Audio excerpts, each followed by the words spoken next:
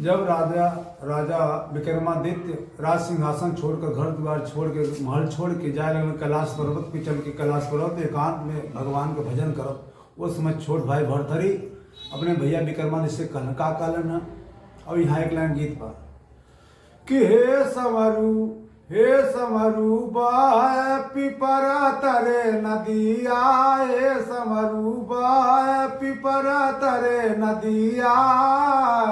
कोनो भी गीत निकलेला भैया तो लोग ओकर डुप्लीकेट तिप्लीकेट चप्लीकेट पचलीकेट तक गावल। तो ये गीत का डुप्लीकेट गावा कि के भरी है, अरे के भरी है पानी ननद फूला के नावा, के भरी है पानी ननद फूला के नावा। मगर राजा भरथरी छोट भाई भरथरी अपने भैया विक्रमादित्य से का कहलना कि हे भैया हमके बिसारी कहाँ जाला, हे भैया हमके बिसारी कहाँ जाला। अरे सूरज बिना दिन अन्हारई बुझाला, हे भैया हमके बिसारी कहाँ जाला।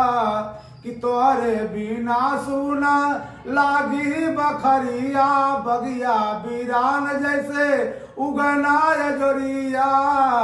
अरे भगती करा घर में कि भगती करा घर में लैल कंठी माला, हे भैया हमके बिसारी कहाँ जाला, हे भैया हमके बिसारी कहाँ जाला।